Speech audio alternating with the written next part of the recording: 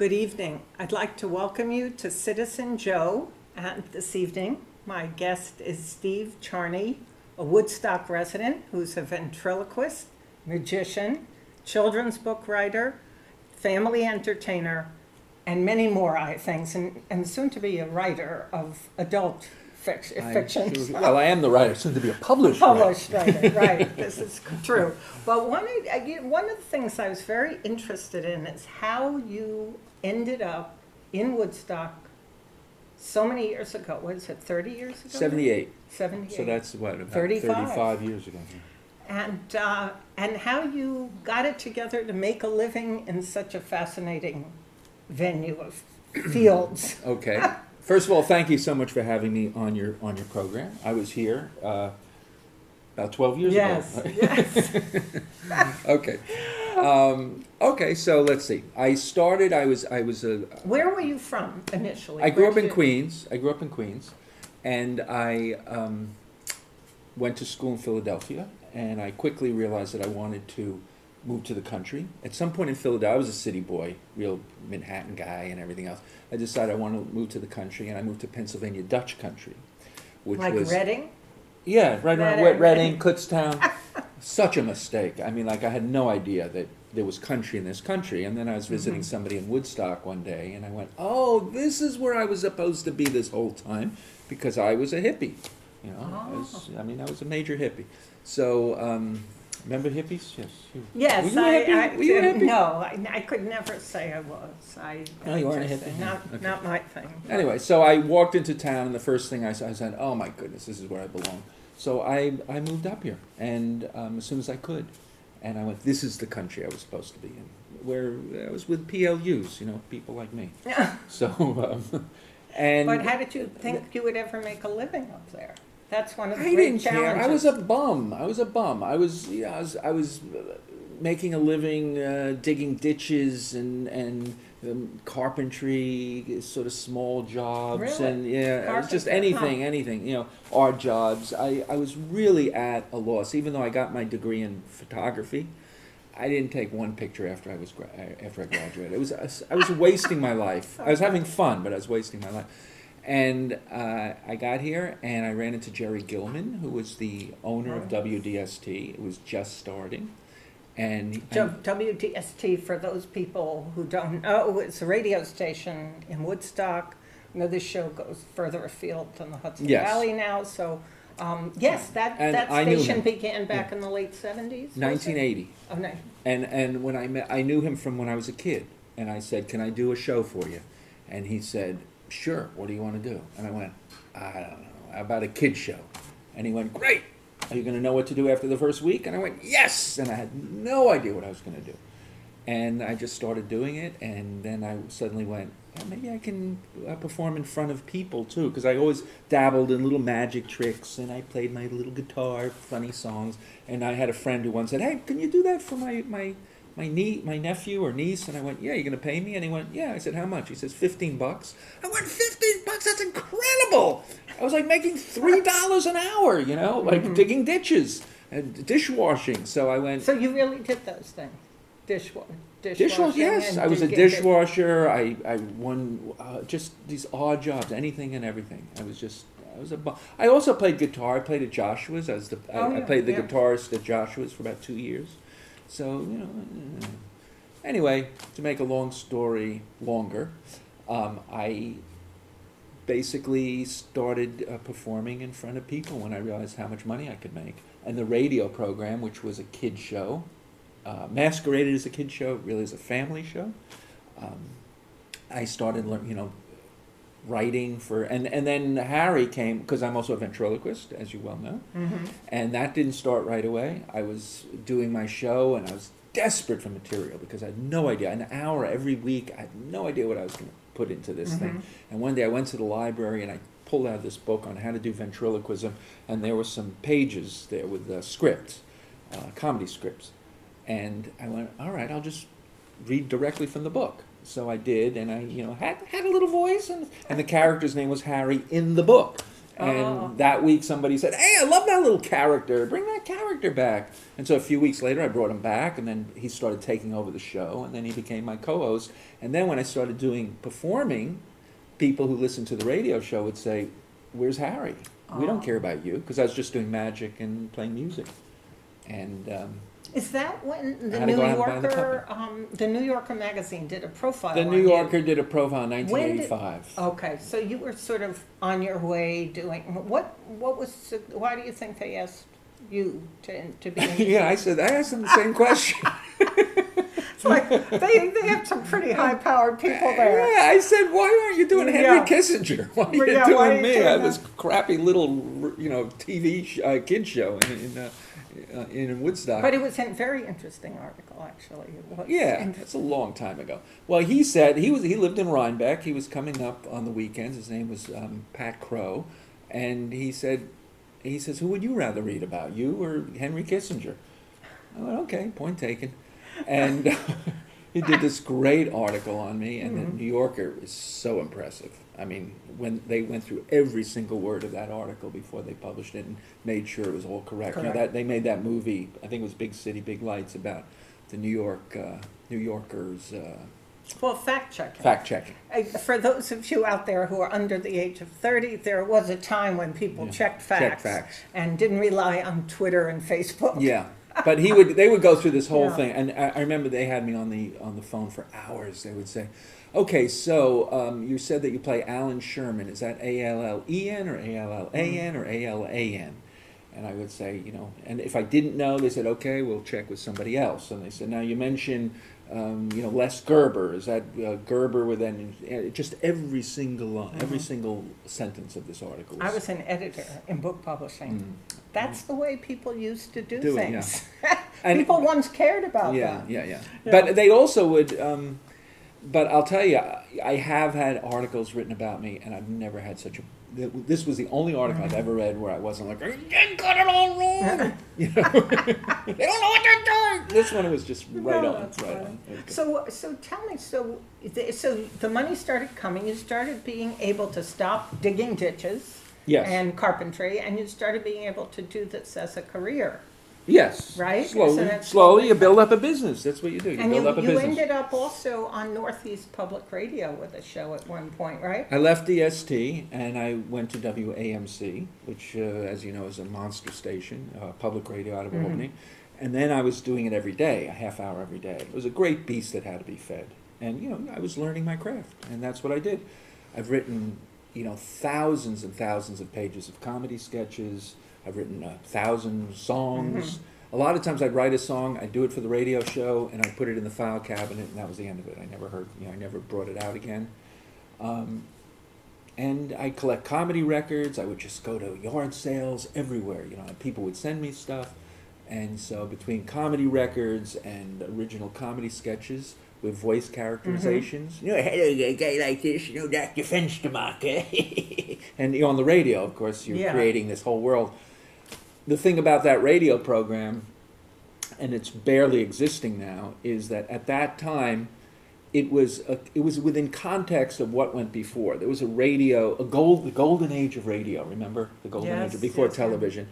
And they used sound effects, and people would, they would have all kinds of wonderful imaginations that you would have to use. They'd have westerns, and it was all on the radio, just people reading from their script, which we know about. And that was the context. I was sort of bringing that back. So you did that kind of thing. That was what I did. In other words, I would have voice characterizations, and I had sound effects, and I had a whole big sound effects library, and I'd use physical things and guns going off and scratching. But you had to really come up with this every day, a half-hour show. That wasn't not easy for someone who had no idea what they were going to do. No, an hour a week. Exactly. Well, it wasn't an hour. Then it ended up being a half hour every day. That's what I mean. And the thing about that show now, people say, "Well, why don't you make that show? Why isn't that show big now? Why aren't you getting it on radio?" Because that show has no context anymore. It's gone. When was the last time you heard a radio program even remotely like that? Right. It just doesn't exist anymore. What you listen to on the radio now is talk, or music, reality. or well, no, that's TV. They don't Yeah, have reality radio. That would be nice if they Yeah, did. reality. Look at satellite radio. There's just different kinds of music, different kinds of talk. The idea of using your imagination is just dead in the water. Well, except for computer- Garrison Keillor. yeah. Garrison Keillor, there's a couple of grandfather clauses that have come in, and Prairie Home Companion And is he's one been of them. around for so long. Yeah, but you It's- can't start a show like that now. And there's no context anymore. No one even understands what Golden Age radio is. Right. It was like, what do you mean? Like, what are you doing? Why are you doing this? But see, you don't that- hear comedy anymore right. on the radio. You But don't a hear lot comedy routines. of that is because of YouTube, the computer, everything It's true. has changed. That's and true. it's That's right. revolutionized. Yeah. If you want to do something really quirky, you're right. You go to YouTube or you do a podcast, Mhm. which is fine. And I do have podcast. My stuff is Mhm. on podcast, and it's all up there. I have like 60 videos on YouTube.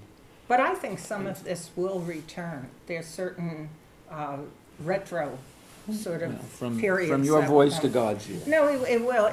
Hopefully in your lifetime. It does take a while sometimes, but anyway. And so then, how did you get into doing live performance? You used to do all kinds of live performances, birthday I still parties. do. Well, that's where the money is. That's where the money is. I mean, radio never brought me money. It was an ad for the performing. So.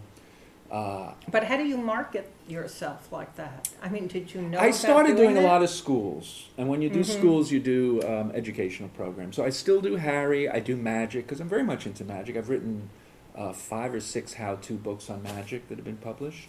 Hocus Jocus, How to Do Funny Magic, and some other books like that.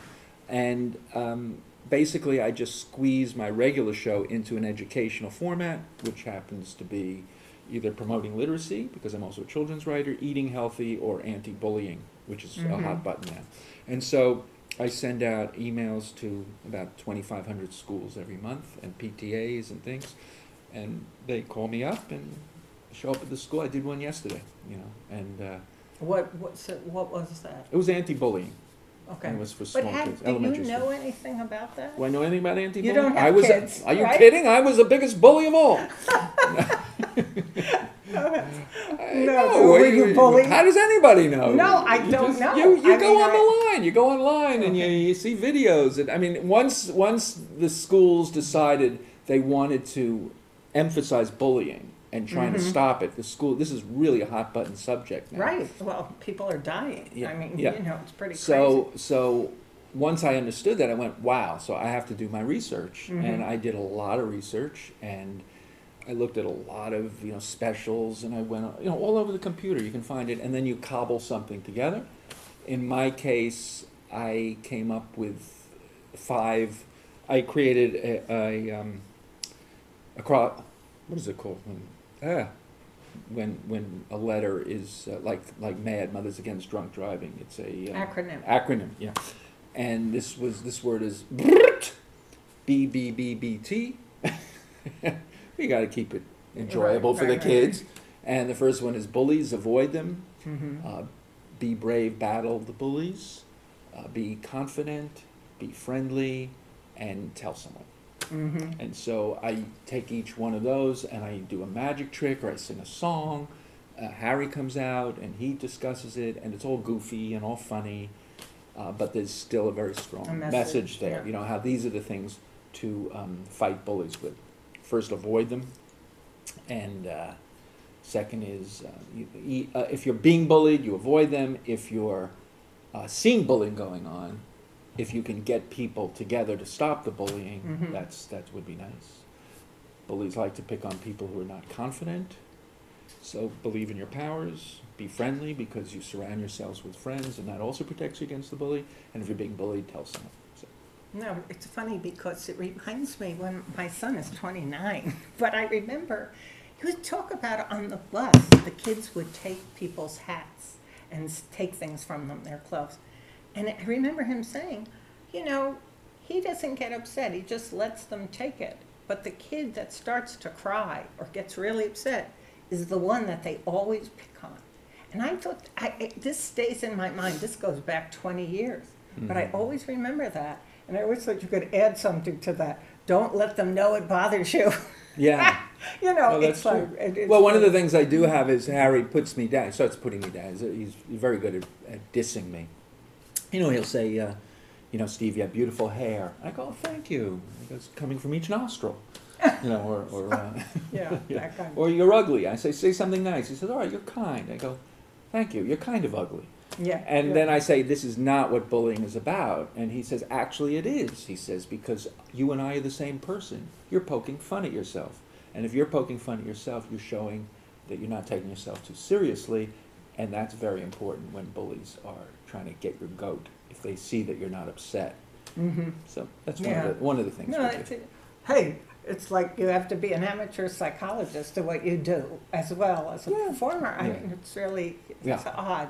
Well, you don't have kids yourself. I have stepkids You have and stepkids. step-grandchildren, but I don't have my own kids. Yeah. So it's interesting to me that you sort of got into this whole thing. They say actually that the best children's performers and writers are people who don't have kids.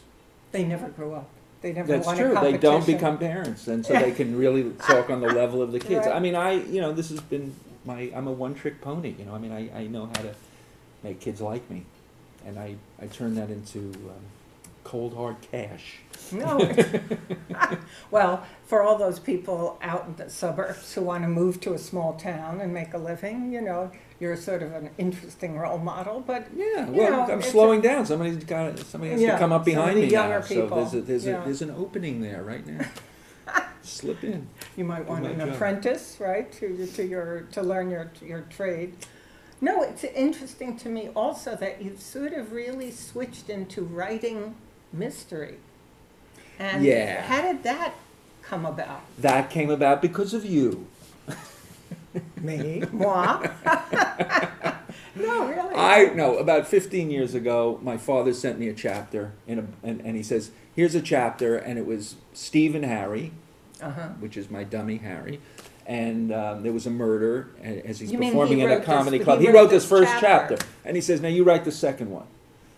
And I went, okay, and I wrote the second one. I sent it back to him, trying to leave him with a cliffhanger, and he wrote the third chapter, and we went back and forth for about a year or two. It was a great way to bond with my father. I had no interest in selling this book or anything. It would have been nice. We tried to sell it. We couldn't sell it. He died, and it just sat in my file cabinet for many years. And then you said to me last year, or whatever, you said, hey, have you ever written anything? And I went, yeah, I got this mystery novel. And you said, well, let me see it. And so I showed it to you. You said, great, let me try to sell it for you. And that sort of spurred me on to really going back and editing it and making it nice and starting a series. So I started a second book, and it's really fun. You Really enjoy fun. it. It's fun to write for adults. It's fun to get all those old comedy sketches that I did on paper instead of sitting in my file cabinet or on my computer.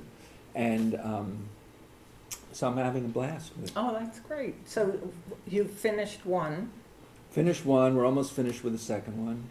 And so as a series, I think there'll be a better chance of selling it. Yes. Right? Yes. All these. As yes. my agent, do you Yes, agree? I do. No, all these people that write one book, when I was an editor, if it's successful, they always want the next book. Yeah. Or if they've written other books, they'll repackage those, they'll take those out Yeah. and republish them, which Yeah. is sort of an interesting Right. thing. That happened, I believe, with John Irving when he first came along. He had No. written other books. I think they did that with Dan Brown, actually, too. Oh. After the Da Vinci Code, they then brought back his Right, other right. crappy books. Yeah. Publishers have a way of doing that. No, Yeah. that's true. But the children's books, now, you've written how many? Like about, I probably have about 15 children's books. really? Something That like that, many? yeah. And who were they published by? Oh. Oh, anybody and everybody. I don't really have a name, so basically they give me a subject to write about. How did you get your Scholastic. first children's book published? Scholastic, that's... Scholastic the is Harry Crown, Potter one. yeah. Well, this was before Harry Potter. Crown Books published a book of mine. Meadowbrook, just a lot of different places. So you... Capstone has Mhm. done a bunch of books of mine. I don't know. I just kind of luck out. you know, it's always who you know. Somebody who knows somebody mentions my name, and they call me up and they say, "Would you like to do a book on tongue twisters?" And I go, "Great." Except usually you just list tongue twisters. In this case, I had a story about a tongue twister that comes through town and destroys the town, and everything is a tongue twister. And all the signs and all the, you know. So in the book are these tongue twisters, and it's called Six Thick Thumbs. Six thick thumbs. 5 times fast. Six thick thumbs. A box of biscuits, a box of mixed biscuits, a biscuit mixer. Can you say that? No. A box of biscuits, a box of mixed biscuits, a biscuit mixer. A box of biscuits, a box of mixed biscuits, a biscuit mixer. A box of biscuits, a box of mixed biscuits, a biscuit mixer. Steve, you have developed many talents in the last 35 Tongue years. twisting is one of them. I guess moving to Woodstock, agreed with you. What do you like about living there, or what? I didn't say I like living there. About living there. No, I like living there. It's my home. You know, it's. You know, it's like I went into Sunfrost Farms the other day, not the other day, it was last year, and I look, and there's like, you know, these Rastafarians, and there's the guy, the priest, you know, with his big robes, and there are all these like, you know, reggae people, and I mean, just all these characters, and I just look around, and I go, my people. These are my people. Well, as crazy and quirky as they are, you know, I feel comfortable there. Well, Woodstock has a very unusual, diverse population for a small town of 7,000. Well, it's the world's people. most famous small town. Completely undeserved, by the way. But what can you do? Well, another famous small town is Dachau, where I just got back from Germany. Yeah, and met a compare guy. Woodstock with Dachau. That's great. Well done, Joanne. I met this guy, and he was from Dachau, and he said, everywhere I go in the world, I say I'm from Dachau. I said, hey, you know, I'm from Woodstock, same thing. You know, everybody knows. Everybody has a notion about what it is. Well, except that I didn't even realize Dachau was a town. I thought it was just the name of the concentration camp for right now. No, well, you it's see that? actually a But what nice I'm saying, town. so it's really not Dachau that's famous. It's the concentration camp that was in Dachau. Right. I mean, I wouldn't know the first thing about Dachau because I didn't even know it was a town. Woodstock, everyone at least knows. Like, oh, that's where the music's at. That's where the hippies are, and that they. But what is interesting is the people over 40 will say that, but the people under 40 or under 30, around that age, they say Woodstock, spell that. They don't relate to it at all, and that's time is moving on, right? So, what are your plans for the future? Do you have other projects you want to push along, or in career-wise? I'm slowing down. I'm slowing down. What do you? I'm slowing down. You know, I mean, I'm slowing down, and so I don't really have too many. It would be great if I could start writing and just write in my room and just be left alone. In your sunset years. Yeah, I mean, I'm tired of like getting in the car and schlepping with all my crap, you know, and setting it up and performing. You know, I've been doing it for a long time, and I'm getting a little tired. Yeah. So. Well, But I don't have any big projects. This is my project right now to perform, and I'm also a you know, I built my own house, so I love to do things around the house and, you know, putter around. No, that's great. Well, the other thing I was going to ask you about is where you like to go out to dinner, or where you like to go in the Hudson Valley. I'll tell you a place that I just discovered. Okay. I love this place. I mean, I could say the Bear, always great, but I'm not saying the Bear here. Hartman's. Have you ever heard of Hartman's? No, I have not. Hartman's. It's a German restaurant, you know, on Heart's Content Road. Oh, in Perling or Round Top. In other words, on your way to Cairo, like on Route 32, you turn left on Heart's Content, go to the end, and there it is. It's so unpretentious. Hartman's. Okay, it's German, the best German potato salad, and the pastries and the cakes are to die for, and it's really inexpensive. Is it new? Because I've been down there. I think it's been there for a long time. Okay, and the waitresses all speak with German accents, and it's a very homey feeling. And that's really great. Nice. No, it's interesting. No, it's rare that I hear about something. Well, there is a new place called Fish and Game in Hudson, and it's a wonderful new restaurant that just opened up there, where Verdigris Tea used to be. And also, you're going to also be at the Sip and Sign event at Millbrook Winery Yes. in November 9th. Yes, With you're 25 great. other authors. Yes, that's So you'll fun. be I've done that in signing the your past. books, I've done right? that in the past. It's really a lot of fun. So, I like it. Nice place. Yes, they have a wonderful cafe there, and they have excellent wines. And this event is free and open to the public. And where is it? Millbrook Winery. In Millbrook. In Millbrook, yes. in Where is it? Dutchess County, Dutchess Millbrook County. Wine. Yeah. Where is it? Millbrook. Where do you like to go in Woodstock? The Bear's my Is favorite. that your You favorite? can never lose. The Never, standard- never. yeah, always I don't think I've consistent. ever gotten a bad Right. meal at the Bear. The other person who's coming to Sip and Sign owns Cucina Restaurant. Well, that's a good one too. And So many good Gianni restaurants. Scapin So will many be good there ones. with I'm- his yeah. new cookbook. He partnered Oh, on good. that cookbook with Stanley Tucci. Excuse So, me. yeah. Well, Gigi's is great, Yeah, they were. but I like New World. I like them all. Yeah, They're all good. and the market in Yeah. Rhinebeck is owned by Gianni as well, Uh-huh. and it's also very good and the Okay. local. Rhinebeck has great restaurants too. But no, it's interesting because I'm always on the road, so I'm always traveling, Yeah, trying you new must be. places. But Hartman's is new, and Well, I have you've to written try whole books that. on it, right? I You've have to written try that. whole Yes. books. This is My your backbone. thing, man. Yes, it is. You probably know more about the Hudson Valley than anyone else in the Well, Hudson Valley. It's just a question of moving all over. It's part of what I That's do. what I do too as a performer. Like Yes. people like when you said, "Have you ever been to Tivoli?" You know, I said, "What? Of course I've been to Tivoli. I've been everywhere." You know, when you've Yeah. been performing for 35 years, I've been to every little town and performed in their schools or in their churches or wherever. That's true. You've really Yeah, gotten yeah. around. Both of also. us spend Yes. a lot of time traveling Yes. this valley. And it's been decades now, so it is. Yeah. It's exhausting. Well, I do remember you performed at my son's 4th birthday party. Yes. And that was 25 years ago, Steve. So I do remember you came, everybody loved it. So it was That's nice. really. Thank you very It much. was. I still have fond memories of that. I didn't know you very well, but you had a reputation out there as a performer. And Yeah. kids loved you. Thank you. And very Eric much. used to listen to your Thank you. show on the radio. So Yeah. I do remember Well, you do that. something long enough, you get good at it, you know. I guess. Yeah, no. Well, listen, it was great to talk to Thank you, you. Always on a camera pleasure. as well as off camera. And I just want to thank you for coming over and taping here in Tivoli. And Thank you. really, it was really fun for me. And I learned a lot about what you do in addition. So anyway, I'll see you again in another 15 years. maybe, Okay. if I'm still here, right? Anyway, thank you everybody for tuning in tonight. And I hope you have a good evening and good night.